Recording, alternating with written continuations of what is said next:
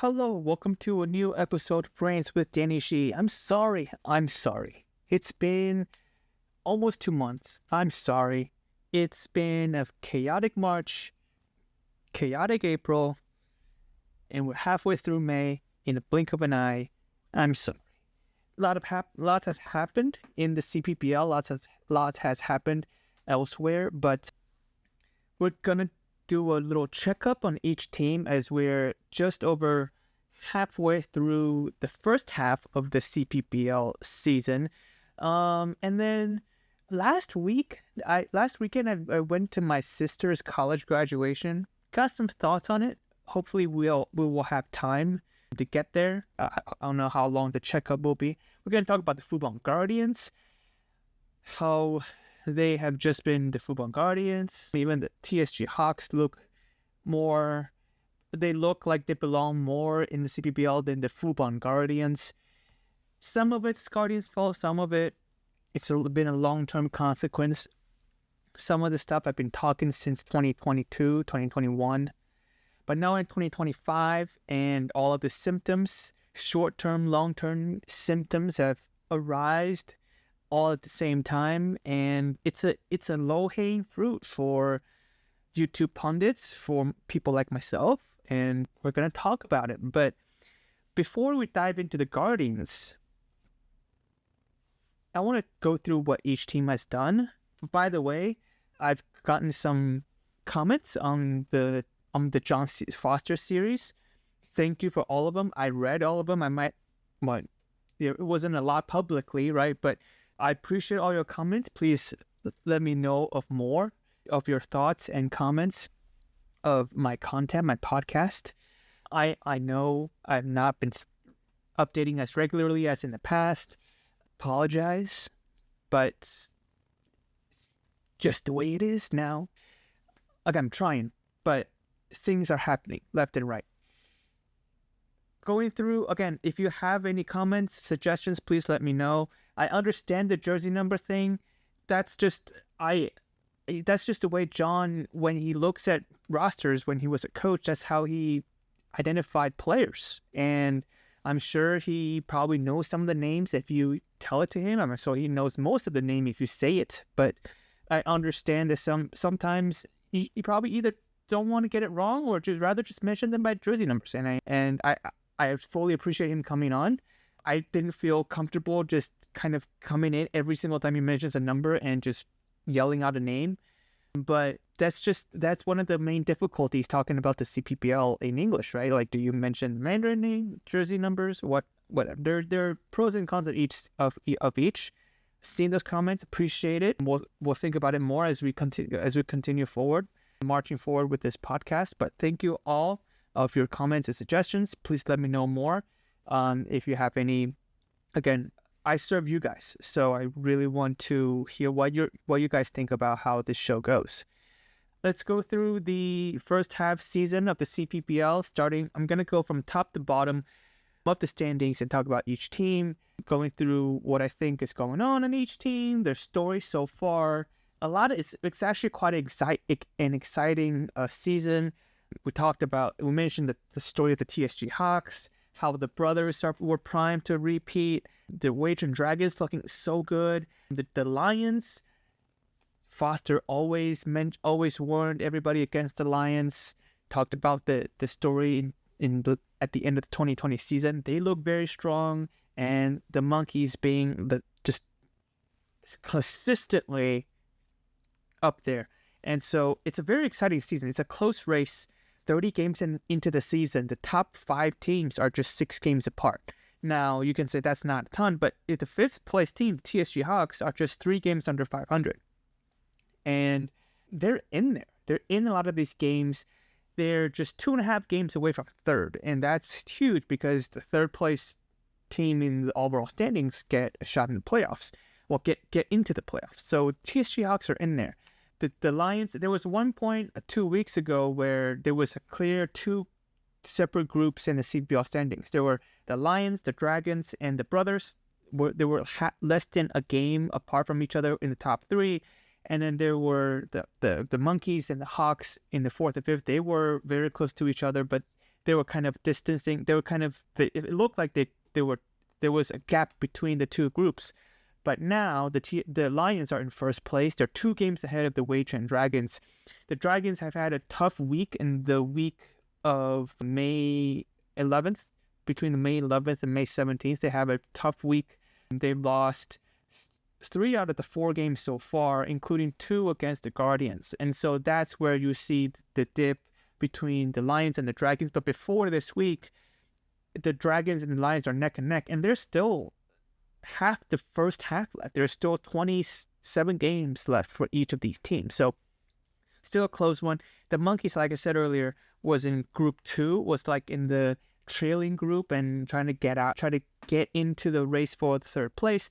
Now they're in 3rd place. They're just 3.5 games back from the top of the league, and they're a comfortable, relatively, a game and a half in front of the 4th place team. With consider, again, this is all relative, right? And so a game and a half can still be overturned within a week. But from my experience talking about the CPBL seasons week by week since 2020, it's like it's a small league with these number of teams. One team can get hot, the other team can get cold. Things change very quickly. But the Monkeys are 3.5 games back, and considering they've lost Zhu Yixuan in the off season, considering that all of the off-season drama and the news about just a lot of bad vibes around the Rakuten Monkeys recently, all the way jumping to 3rd place in the league, as a Monkeys fan, I'm taking that, and so they've had a pretty hot May, and then the CTBC brothers, up until 2 or 3 weeks ago, was definitely in the hunt for that top of the league spot. They've trailed a little bit. To be honest with you, somebody teach me how, because right now their team averages are in the top echelon of the league. It looked like some injuries have been happening to the pitching staff that have seen them blowing leads late in the game, not being able to stop the bleeding at times. That's a huge problem. But the brothers have now dipped under 500. They're 5 games back from the Uni Lions. They're 16-17 after 33 games played.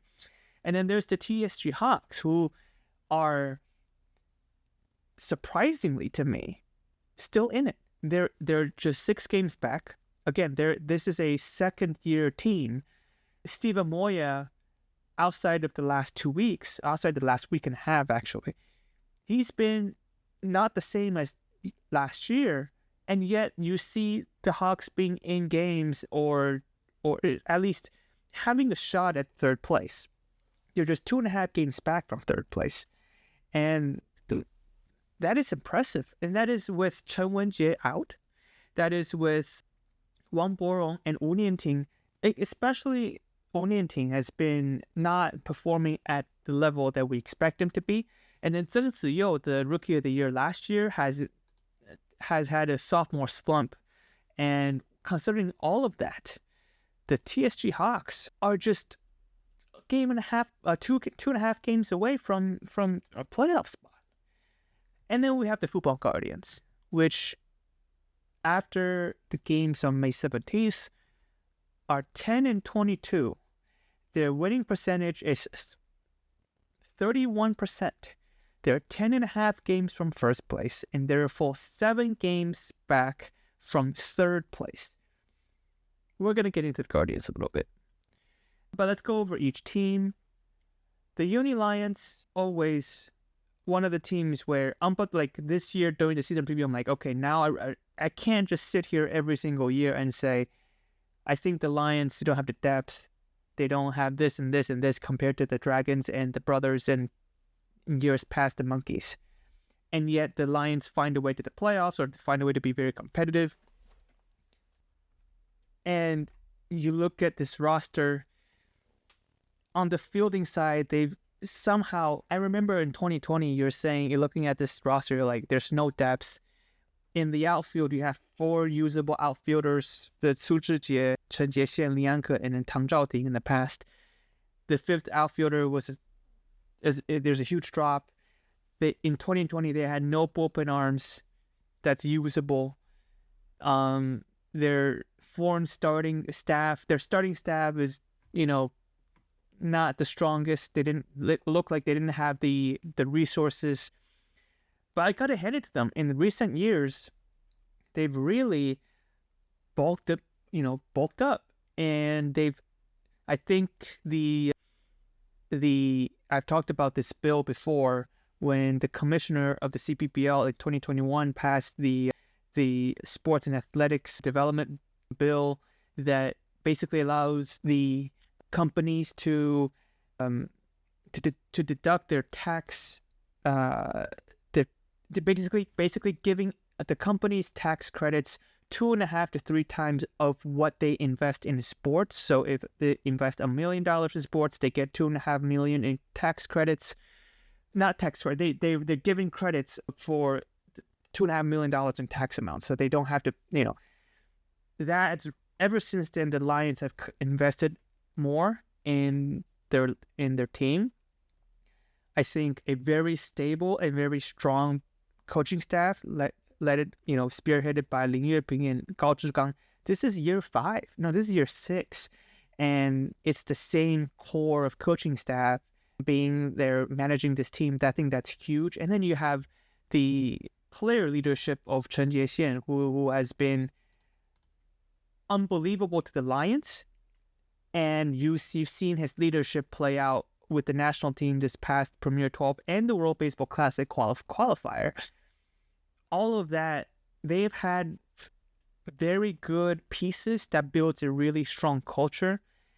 And then now you just need talent. You need the talent depth, and slowly through development, through drafting, and their second Army head coach is a guy that I can't think of his name right now, but he was a below average player, but a very good coach. And he's now spearheading the development in the second Army.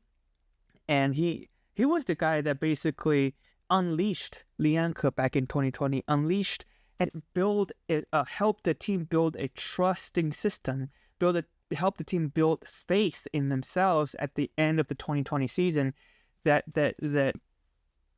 helped the team, we talked about the story a lot, helped the team move past all the hurdles and then go and win the championship. He's now leading the development in the second Army.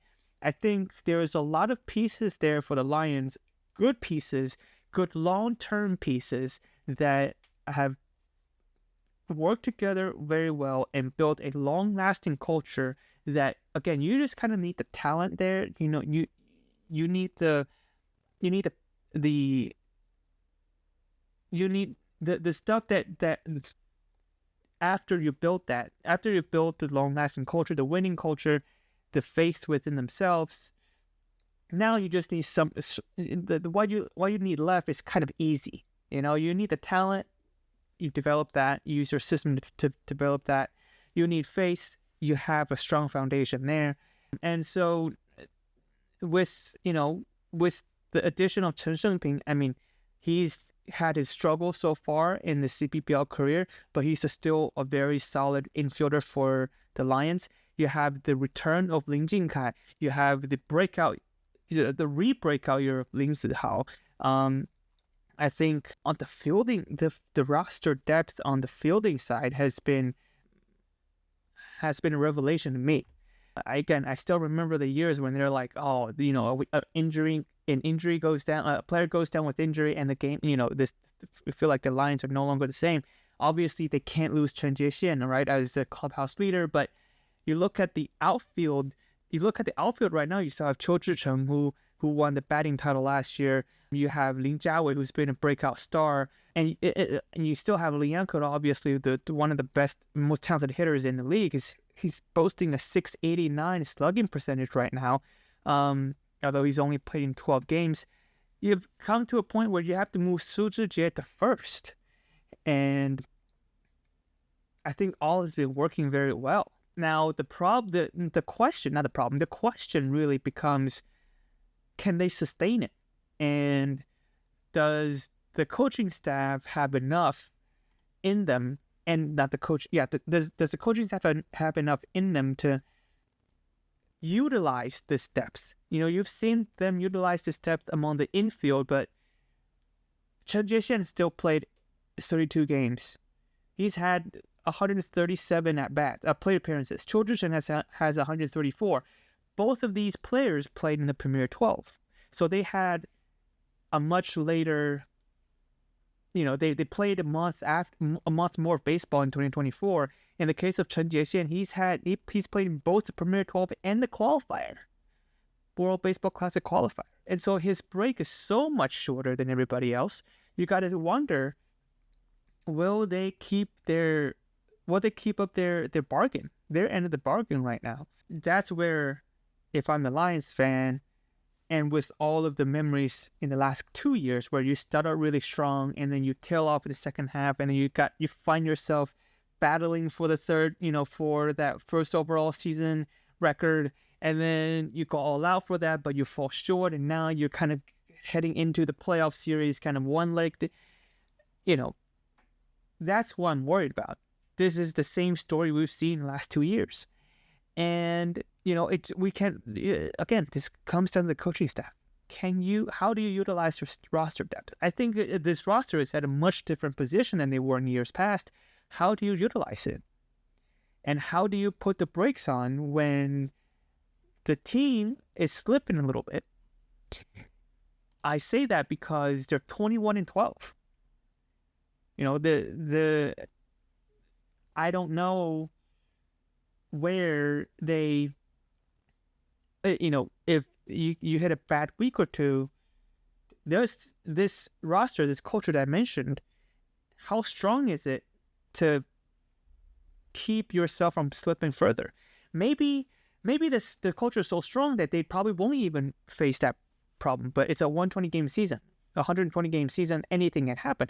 It's hard to sit here and say that will never happen over the course of the year. One important thing I think the Lions have right now is they're 7-0 against the Guardians.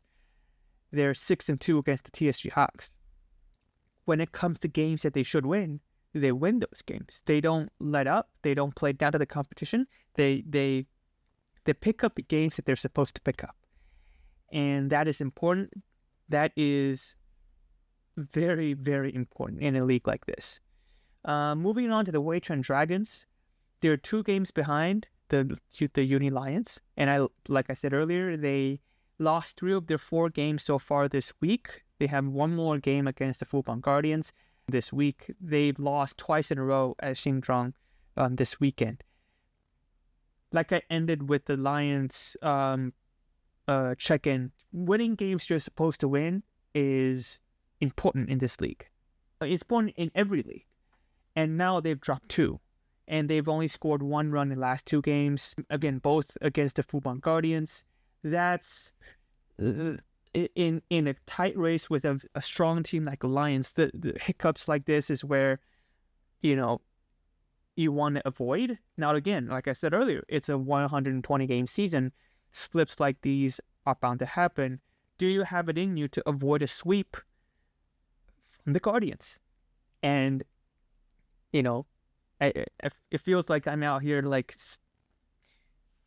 saying they shouldn't, looking down at the Guardians a little bit. They're 10.5 games back from first, and that is after winning 2 games, back-to-back games. The Dragons, they're right so far. What is impressive about them is Chen Zihao is slowly waking up, but his overall season numbers are still not what you expect out of $100 million new Taiwanese dollar man. Zhou Yixian is still his OPS is just under 700, which is not great. But you look at it, their lineup, they're still putting Guo Tianxing.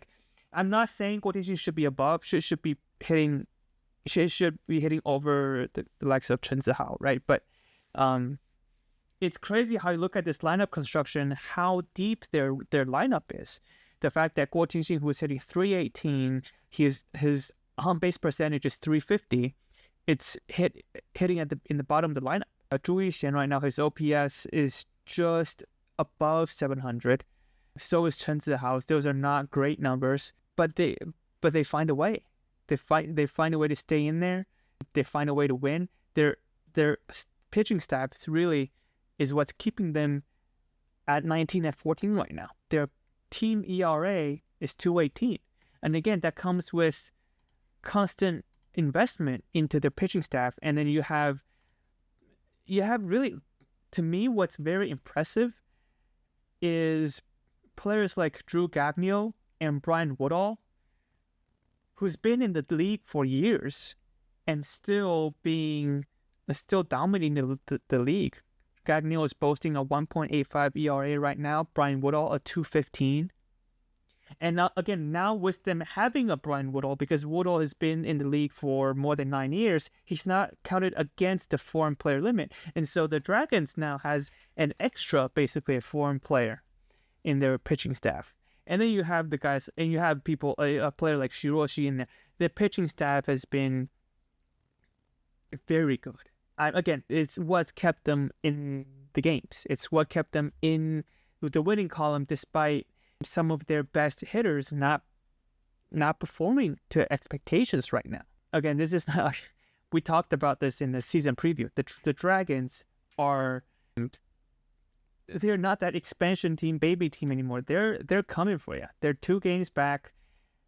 To me, because of their pitching staff, I think I'm less worried about them when it comes to a slip here and there. Like, I feel more comfortable looking at the Dragons than the Lions, because I look at the Dragons and I see half of their lineup not hitting to expectations, and they're still 19-14. That to me gives me a lot of confidence when I go, into the stretch of the first half and go further into the second half of the season, where I think I look at the Lions. It's the same story in the last 2 years. When I look at the Dragons, last year was kind of an off year, from the top to the bottom of the team. But 2023, they were tremendous. They finished with the first overall seed. This year, they're going for that. If they can steal the first half championship from the Lions, they're really looking at it saying, our hitters sucked for half the first half, for the first 30 games, and we still found a way to win. What's stopping you from going to the second half and dominate the second half, probably win another half-season championship, and go into the playoffs, go into the Taiwan series with a 1-0 lead? Not just the playoff series, but to the Taiwan series with a 1-0 lead. The Dragons, I think, are better positioned. I have more faith in the Dragons than I do the Lions, even though they're 2 games back. And the 2 games really are just the Lions winning the last 2 games and the Dragons slipping, and then they were tied going into Friday. Now they're 2 games apart. The Rakuten Monkeys, a surprising upsurge in recently.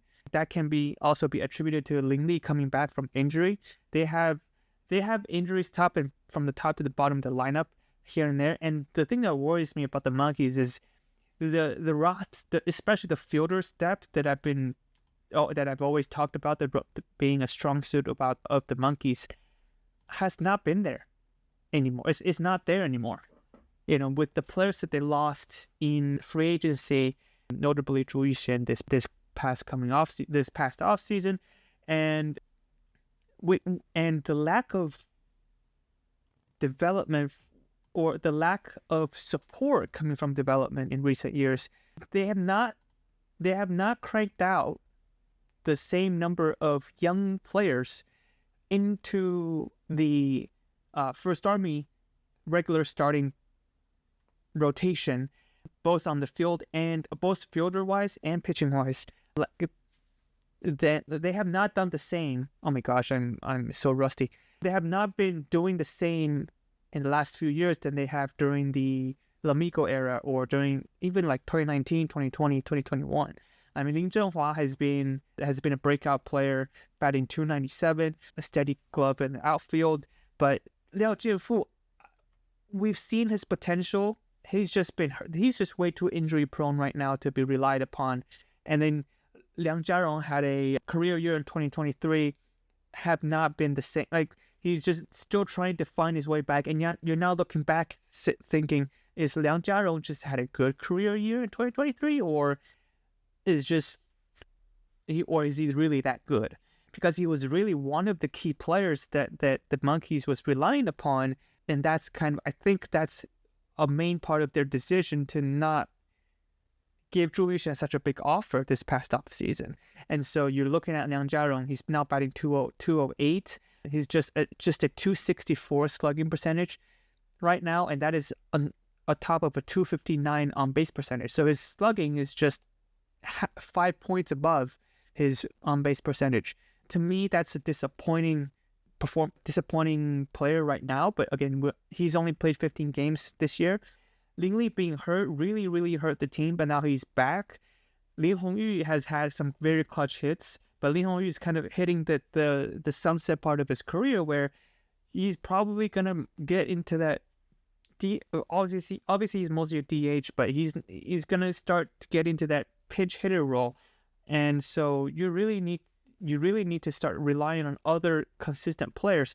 And then you look at this roster, you're like, oh, Lin Zhiping is still playing. Lin Zhiping is still a very important player on this team. Yu Dong is still a very important bench player on this team. That is not when. If you tell a Monkeys fan in 2019, if you tell a Monkeys fan, in fact, in 2021, that 2022, that Lin Yuping and Yu Delong are still going to be key players to help this team stay afloat, they're going to be disappointed because their whole thing has been being able to graduate players from the second army up to the first army. Lin Zhenhua has been a spotlight, but that's pretty much it. Song Jiaxiang's role is now kind of awkward because Zhang Minxun has finally broken out, hitting 324 as a catcher. But how do you Song Jiaxiang was supposed to be like that young kid that. Song Jiaxiang was supposed to be what Liao Jinfu was for a few years. Now Liao Jinfu had a tremendous first couple of years of his career. It's kind of hard to expect the same out of anybody else. But Song Jiaxiang right now is in that awkward situation. You don't want to DH him because you have Lin Hongyu there, but Zhang Minxun is playing really well behind the plate right now. And then Lin Ziwei hitting 247. He's been really good. He is 247 with a 361 slugging percentage, more than what we've seen from him in years past. But he is not killing the league by any stretch of the imagination. And so you're looking at this Monkeys fielding lineup and this fielder roster. You're like, it's not the same in this year's past. It feels like there was a deterioration in the last few years. That it's not just you jump off the cliff. It's slowly deteriorating to a point where in 2025, and you're still relying upon Lin Zhiping and Yu Delong to be key players or significant players on your team. Where has the development been? I haven't even mentioned Ma Jiesen, who's so far has had a down year, batting below 200, and his fielding has been. We haven't seen the improvement during the offseason. In fact, I think he took a step back. That's where I'm worried about the Monkeys. But are they good enough to fight for the third place spot? Yes. Are they good enough to maybe sneak in? I don't think they have enough to win a half-season championship. But they definitely have enough to be third, and they definitely have enough to be in the playoff. And if they get lucky, if they get hot at the right time, yes, they can do. They could probably get into the Taiwan series, play the short game. As a Monkeys fan myself, I want more. And I want to see. I want to feel more than that. I want to feel having enough to go for that first place. If you had a bad week or two, if you had a bad month, if you had a bad season like the Dragons did last year, and you just lose, you fall out of the playoff. Fine, not fine. I mean, it would have sucked. It would suck for that year. But when you look at this roster, it doesn't have enough anymore to be in the perennial championship caliber, championship contending team. They're a playoff contending team, and I think they're consistently in the top 3. But are they? But I don't want to be. I want more. I want a little bit more than that. I don't know if that makes sense. And maybe I'm entitled. Maybe I'm expecting too much. But look, there's just a drop off, and you start to wonder in the next couple of years as Li Hongyu sunsets, as Yu Delong and Lin Zhiping gets older and older, is, where is are we getting a consistency? Are we going to get this consistency of talent coming in from the development to help replace some of the older players? We've been waiting to see that in the last few years, but right now we're still relying upon these veterans, and that's the alarming part to me. We'll look at the CTBC brothers. On paper, they're good. On paper, they're good offensively. Their pitching as a group has the highest ERA. Sorry, second highest ERA.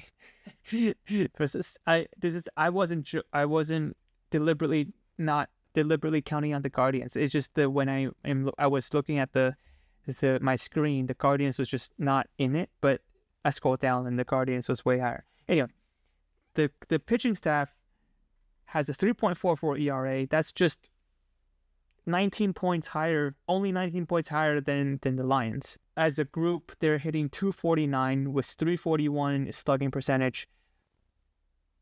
That is fourth highest, which is not where you exactly want to be, but you're still in there. I can't quite understand, and I need somebody to teach me how they're under 500. They're 16-17, so they're only a game under 500. And with the Guardians losing 22 games so far, being under 500, it's not okay if you're the caliber of the CTBC brothers. I'm looking at the roster for the national team. They had a Liu Yuanqing who played in the qualifier. Gao Yujie was in the qualifier. Song Chenrui is a bright spot for the brothers. He was in a qualifier. I'm trying to find reasons why. I mean, Wu Junwei and Huang Enzi, they were in the Premier 12, but Huang Enzi has been a great bullpen pitcher for them so far this season. Wu Junwei has been hurt, I think, so he hasn't played a ton. Yue Donghua and Jiang Kui hasn't had the same. Zheng Song hasn't had the same season as last year. Personally, I think Zheng Song had a career year last year. I hope he proves me wrong, but I think he had a career last year that, he has potential to be that regular star star level production player. But to me, he's just had a good year last year. That's it. Yue Donghua is hitting 184, so he's had a dip. Jiang Kui is hitting 252 with just a 297 slugging. He has a lower slugging percentage and on-base percentage. What's happening? Jiang Kui only has 5 doubles whole year, no triples, no home runs. That ought to be killing you if you have you had a $200 million player that's only had 5 extra base hits on the season. Well, I guess I found it. Their hitting has been the players that they probably wanted to rely upon has not been reliable. And let's look at their slugging 341. That is third highest, but not terribly bad. Yeah, and their on-base percentage is okay as a group. Again, it's not the same offense as last year. That's the problem, right? Last year they had Daniel Catalan coming in and kind of changing the philosophy a little bit. Chen Junxiu is hitting 224, not exactly having a breakout season. Wang Weichen has seen a regression, now hitting 250 and slugging just 320. So their key players have not performed terribly well. But the guys like Song Chenrui, I mean, he's been a godsend for that offense, hitting 310, slugging 434. And Zhou Siqi has said it. John Foster has said it. He's probably the most athletic player they've seen in that system, and they've been having high expectations with him. Love to see him break out so far, and he can still throw 150. Like he can throw 94 miles per hour from the mound. Like, what is happening? Oh, I guess he's 22 because he's he's 23. Yeah, he's going to be a breakout star. He's going to be a star for them for the foreseeable future. Exciting to see him develop. But outside of Song Cheng-rui, Wang Zhenshun is hitting very well. Xu Jinhong is hitting 289. He just had his 100th career homer recently. That's it. I guess that's the problem. Okay, now I found it. I'm sorry. Like, I was looking at the group overall. Like, it's not dipping. They're not like falling behind everybody else. But there's no reason they should be under 500. Considering, again, one of the teams in the league has 22 losses. The brothers are 3-3 against the Fubon Guardians, 2-4. Oh, 2-4 against the Hawks, 3-3 against the Guardians. They're not winning the games that they're supposed to win, I guess, but they're 5-2 against the Lions and 4-3 against the Dragons. That's going to be a problem where you're playing up and down to your level as a Texas Longhorn fan. Very used to it, but that's going to be a problem. That's what I take it back. I think I diagnosed it a little bit. They're not picking up wins that they're supposed to. They're 5-7 against the Hawks and the Guardians, and while they're 7-5 against the Lions and the Dragons. No, they're 9-5 against the Dragons and the Lions. That ought to put you in a mediocre spot, and that's where it comes to mentality. I think that comes down to mental strength, and it's down to the coaching staff to make sure their headspace is right. This is a team with the loudest and the most demanding fan base in Taiwan. Whether that affects the team players, how maybe I don't know if that pressurizes his players a little bit more. At the same time, if their guys get hot, like they're supposed to, they're hitting below their expectations, they're hitting below their averages, career averages. If they pick it up, they're still in there.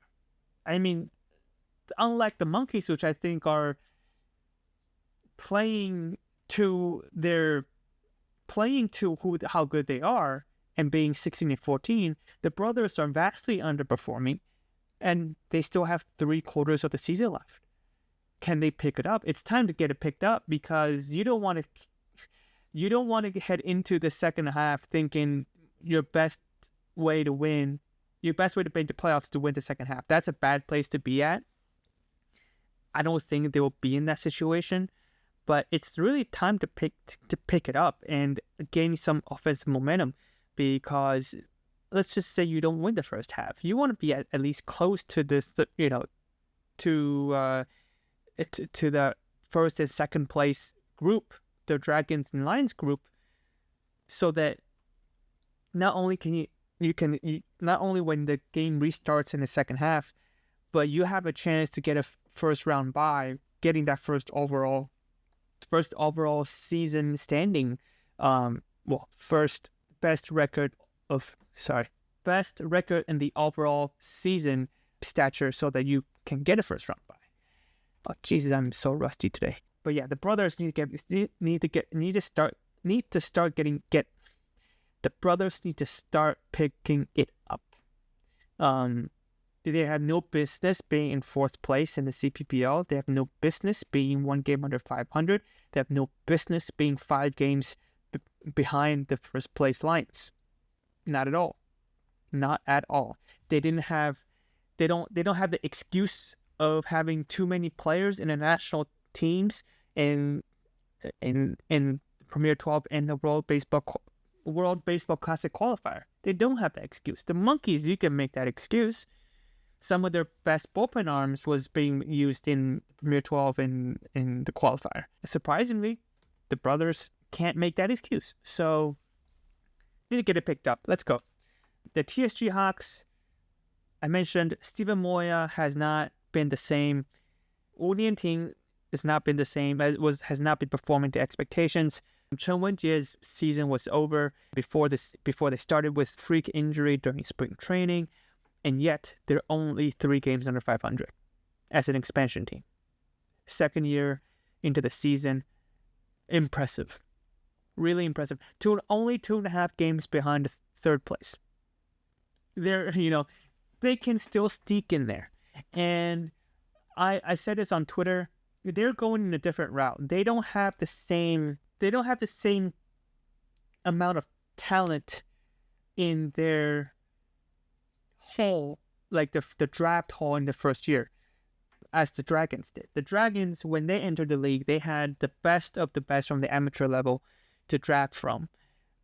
Just 2 years after the Hawks comes in, and then they look, they look at they were looking at the amateur field, and it didn't have enough time. The amateur field did not have enough time to replenish itself, let alone it was replenishing itself at a slower rate than before, because you now have 5 teams drafting every single year rather than 4.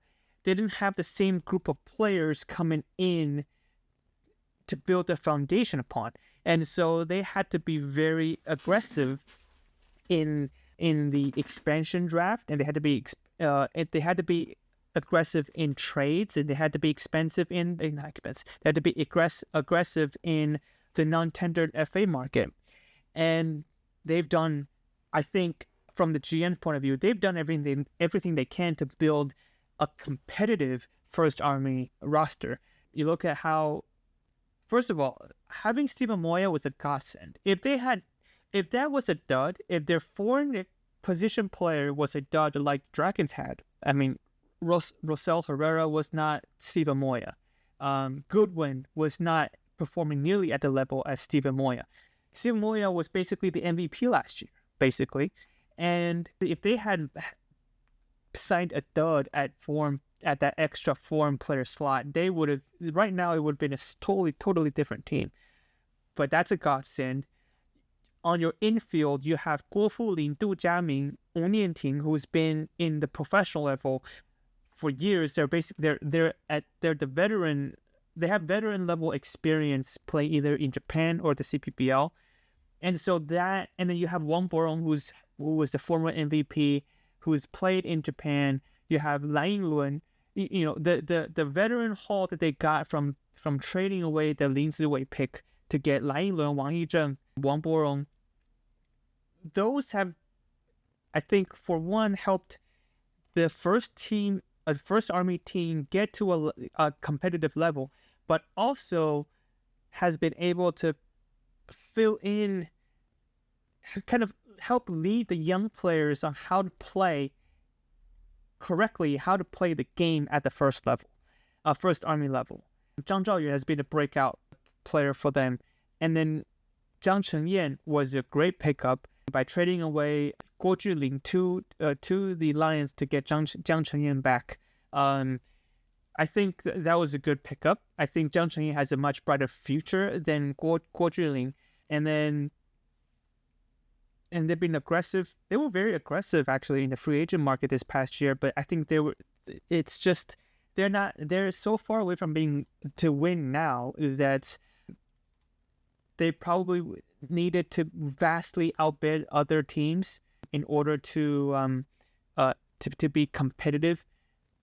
They did outbid other teams, but again, they're just not in a position where the free agents who are 30, 31, 32 want to go there and just, they're not in the best position to land the free agents.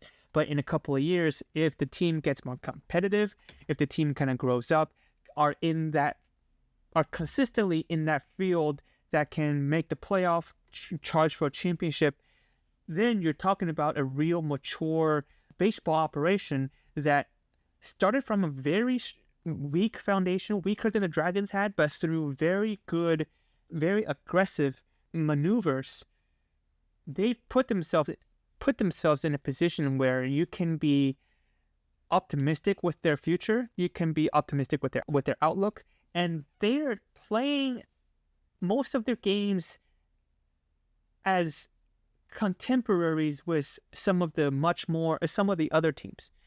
I mean, I don't know if I'm explaining it, but like, when you see them on the field against the likes of the Dragons, the likes of the Guardians, the likes of the Lions, they're in those games. They're not just a pushover. And that is a very crucial for a young team, for a team with a lot of young players to build confidence. And I think that is a very underrated part. At this point in their development, to be able to go head to head with some of the best players in the league, to be in games where, really comes down to the last play, the last inning. And I think that's important. And then obviously the breakout like Lin Shixiang, who's been tremendous as a closer for them. He gave up not a game-winning home run today that broke but before today he didn't give up a run.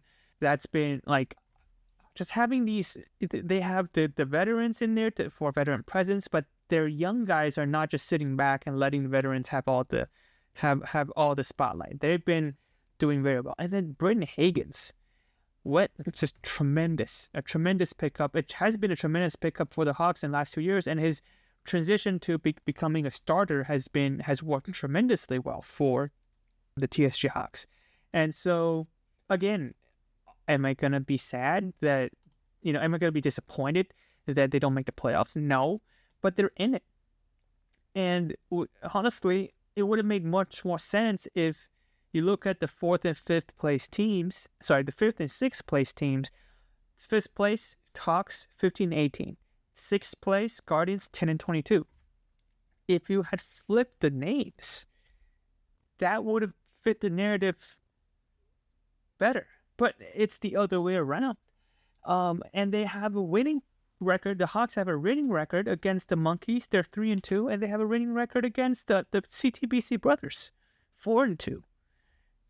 I think they belong. They've shown that they belong, and I can't wait to see when you have a league of 6 teams that are just neck and neck with each other and can get competitive with each other. That's a healthy league. Now, right now it's 5. But even 5 is much more healthy.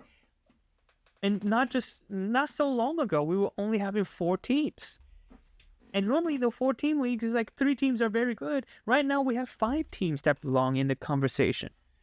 5 teams that all have a chance in the playoff. I think that's precious. I think that's important. And I think that's a healthy development for the league. Do I want to see a 7th team? No. We're not even close to having a 7th team. Not with the markets, not in the consumer markets, nor with the talent pool in Taiwanese baseball. But right now you're seeing a very healthy 6-team league. And I'm here for it. The Football Guardians. All right, how much time do we have? I can't tell. Oh, okay. I think I'm about 15 minutes in right now. I want to start my talk with the Guardians by saying, and it's kind of interesting because if I have time to talk about I guess the story with my sister's graduation is gonna be postponed to a later date. But when I graduated from my master's program at Purdue a year and a half ago, it's been a year and a half, less than a year and a half, but a year, 4 months, 5 months. My dad, who for every day, every going day, for every passing day, I've grown more and more understanding and more respect for my dad as I start working full time. But my dad told me you still need to go into work with a mentality of learning rather than with the mentality of you have a lot to learn. And at the time, I was like, dude, why did you pay my tuition for? Oh, by the way, very thankful I'm in the situation that I didn't have to pay for my tuition. Hands down, knee down, thanking my parents for it. I'm not trying to, I'm understanding of my situation, right? But he sat me down right before graduation. It was before graduation too, and it was and because I was very fortunate that I got the offer before my graduation, job offer. And then he sat down. He's like, okay, you need to go into your job thinking that you're learning. You're not like, as if, because I guess that's where, there's a disconnect. Well, when you graduate from a school, the school tells you you've done it. The professors, the dean, everybody tells you that you're ready. You're gonna go out there and you're gonna make your mark. We've trained you. We've given you all the tools. Now it's your time. And then and then you go out there, and then sometimes, especially in a lot of in legacy companies where things are probably done in not things are being done the way that's been done, that's not new. And then sometimes you go in and you're like, there's a mentality of you're coming here, you're fixing things, or you're like the messiah to change the company or change the culture. No, this company is wrong. I was a little bit like that in my job interview, not going to lie. My company, I basically have 3 big departments, but to the outside world, it's kind of hard to hard to differentiate all 3 departments. Like, what is going on?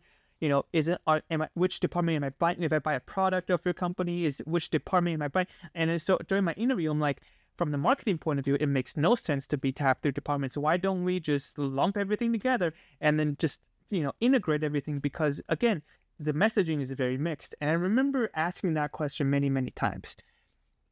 And the interviewer, who's now my manager, actually explained it many, many times, but I was like, it makes no sense from like the consumer point of view, which it probably still doesn't. But now I've been working in the company for almost a year and a half. I'm like, I had no idea what I was talking about. But my point is this, which is, my dad told me to make sure to go into your role thinking that you will be learning more than you're teaching or trying to change something for the next 20 years. And that was the mentality, though, that at the time I'm like, what do you mean? Like, I've been given the tools. I was learning. I was in the classroom for a year and a half. I was looking at case studies. I know what I'm talking about. Which brings me to my point, my thing about the Guardians, which is, I can sit here all day in front of a microphone in my room, not seeing anybody's face, and say this is wrong, this is BS, you should have done this years ago. It's easy for every pundit to say it. It's easy for fans to say it. But at the end of the day, what I've learned and what my dad has kind of alerted me to, which is basically like, if this way was so much better, or your way was so much better, then why didn't they implement it in years past? Like, there's always a reason to why things are the way things are. I don't think I explained it well enough. Don't go into a position where you think you are definitely smarter than like the people in the managerial spots or people in the higher ups. Maybe I was. Maybe there are situations where that's the case, but he basically what I learned was, things are not so simple most of the time than what you think it is, especially when you've been, when it's just, everything you learn is more theory based, or there's like a curve where, like a line graph online is like, the x-axis is how much you learn, how good you are, how much you know about a particular thing, and then the y-axis is how confident you are about this particular thing. So for example, like, the x-axis is how much I know about baseball. Y-axis is how much I think I know about baseball. And it's like, at the very beginning, it's like a little curve that goes, that as it goes to the right, as I know more about baseball, I feel more and more confident about knowing baseball. And then at one point, it goes straight down. Like, you realize how much there is to know, and then you actually have no clue what you're learning. And then that line just stays down, and it goes flat all the way to the end, until like the very, very end, until like you're like literally probably the top 5 or top 1% ever in knowing that field, then it shoots up. But like there's a very long area between there that's like that's like, as the more you learn about something, the more you know there's so much more that you need to know. My point is this, which is I consider all days and talk about the Guardians as if they're dumb. But take it as a grain of salt, because it has to be harder than it has to be harder than it appears to be.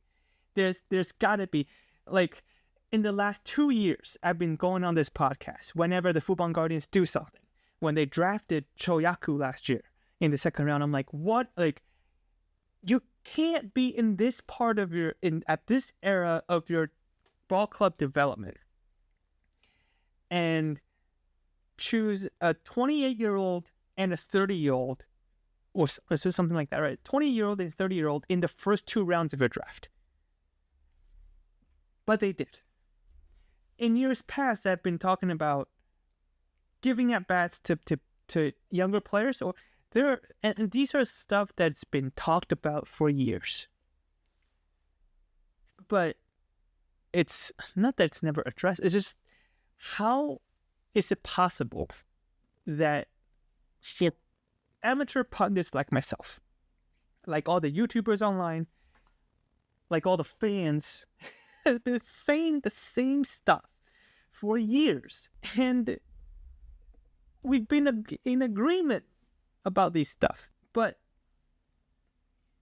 we've never seen, not that they need to answer to us, but like, it feels like nothing's being done and there's no improvements being made, and it's just they're stepping on the same traps, rat traps, mouse traps every single year. Yep.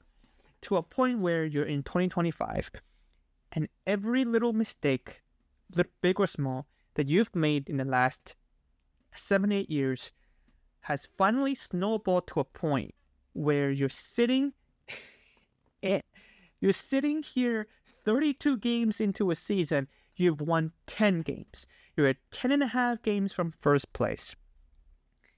You are 4.5 games behind the expansion team that is the TSG Hawks. You played the Lions 7 games and you haven't won a single one. They've laid a goose egg against the Lions and the Rakuten Monkeys. The only team that they have a winning percentage against is the TSG Hawks, and they're 4-3. They're only 1 game above 500 against the TSG Hawks. And yes, there's a lot of injuries this year. I'm not disputing that. But there's no reason you should be 10.5 games with just 30 games in. Yes. If your roster was a little bit deeper, if you had better strength and conditioning programs, if you had picked your talent better, if you have developed your talent better in the last 4 or 5 years, you won't be in a position where your 4 or 5 guys goes down and you're utterly uncompetitive in a lot of games. Utterly uncompetitive. They made one mistake back, 2018. They made one crucial mistake that will forever haunt this team until they'll just forever hunt this team. In 2018, a clubhouse, and basically, long story short, I don't want to get into it because I'm not 100% knowing the details within the clubhouse and everything. But essentially, the Guardians decided to side with the players over the coaches. They decided to let a public feud between players get public, and rather than having the team to condemn the player that publicized the feud, they had decided to side with the player that publicized the feud, basically making the players, and they've established a culture where it's players first versus coaches first, in fact, they've established a culture where it's players first over management first. And from that point on, The players are the bosses. From that point on, and I'm a employee. Like with examples like this, you're like, okay, management kind of are important. Like it's important to have those because employees don't like players don't normally know what's best. They know what's even for themselves. Like I sometimes don't know what's best for myself. And so you need people to set you straight. You need people to come in and tell you that gives you guidance, and you need to be able to hear them and digest it. But if the culture is being built when it's players first, it's all about the players.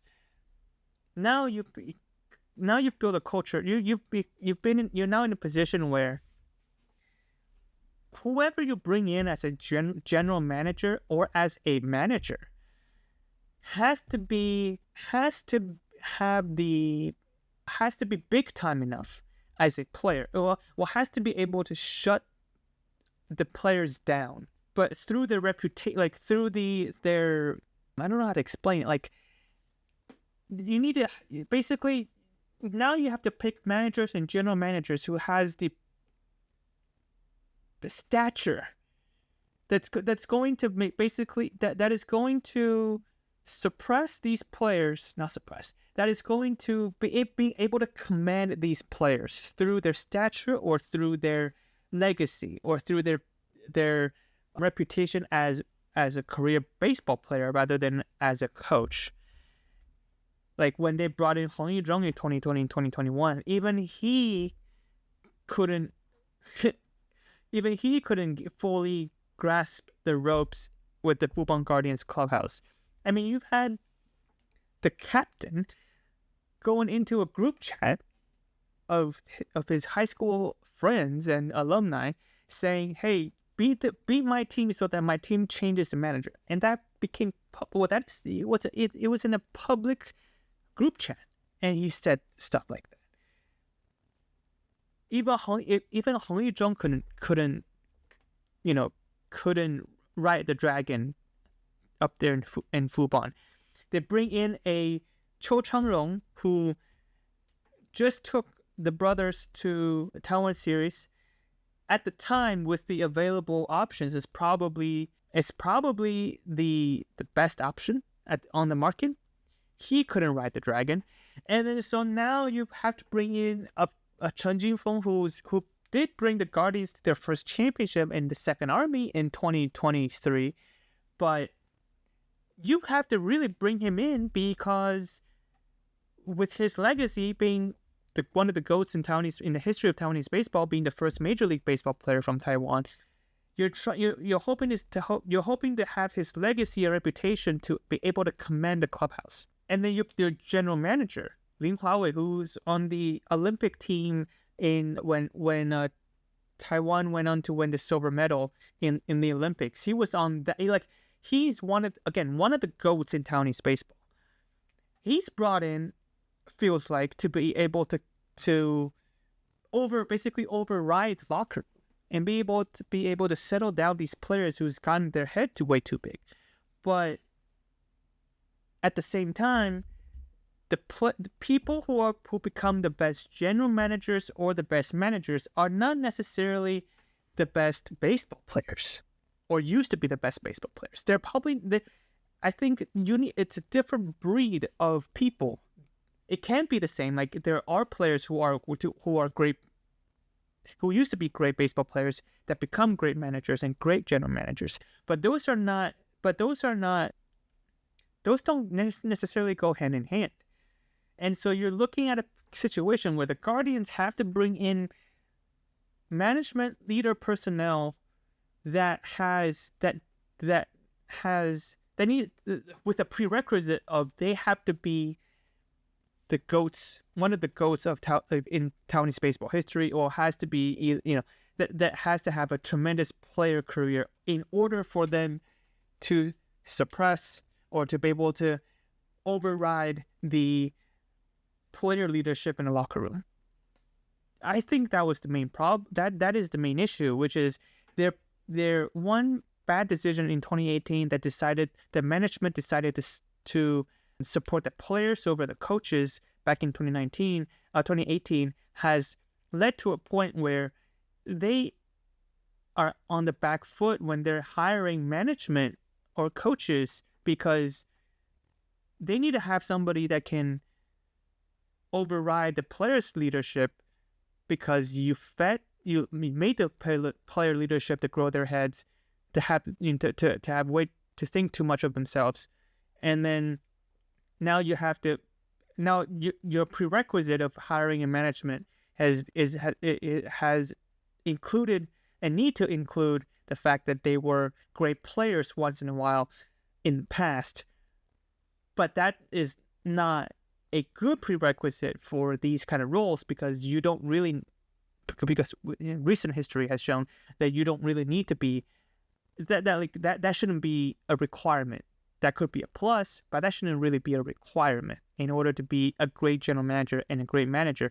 And we're looking right now that the Lin Huawei and Chen Jinfeng, I don't think are the best fit to be in those roles, but they kind of had to be for when you're the Fubon Guardians, you're hiring for these positions, you kind of have to go with them because they have the stature to shut the players up, but they're not.